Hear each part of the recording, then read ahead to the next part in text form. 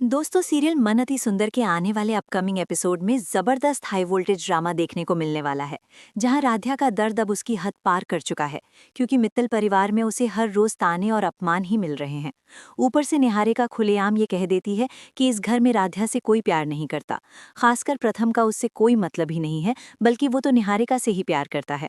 और इसी बीच एक रोमियो जूलियट प्ले के दौरान जब राध्या देखती है कि प्रथम और निहारिका स्टेज पर एक दूसरे के बेहद करीब हैं, तो राध्या उस एक्ट को सच मान बैठती है। उसे लगता है कि प्रथम फिर से निहारिका को प्रपोज कर रहा है और अब इस घर में उसकी कोई जरूरत नहीं बची है। यही सोचकर टूटे दिल के साथ राध्या एक छोटा सा नोट छोड़कर मित्तल परिवार को हमेशा के लिए छोड़कर चली जाती है। लेकिन अगली सुबह जैसे ही घर में हलचल शुरू होती है, सभी को राध्या की कमी खलने लगती है, क्योंकि वही तो थी जो सुबह सुबह सबका ध्यान रखती थी। किसी के लिए अखबार तो किसी के लिए गरम तेल मालिश के लिए, किसी के लिए भीगे हुए अंजीर और बादाम। लेकिन आज ना राध्या है और ना ही कोई काम हो पा रहा है। पूरा घर जैसे ठहर सा जाता है। सभी हॉल में इकट्ठा होकर राध्या को आवाज लगाने लगते हैं, और तभी रजनी जी के फोन पर एक मैसेज आता है, जिसे पढ़ते ही सभी के पैरों तले जमीन खिसक जाती है, क्योंकि राध्या लिख चुकी होती है कि वो हमेशा के लिए इस घर को छोड़कर जा रही है, क्योंकि यहाँ उसकी कोई जरूरत नहीं, और प्रथम भी उससे नहीं बल्कि निहारिका से प्यार करता है। ये सुनते ही घर में हड़कंप मच जाता है,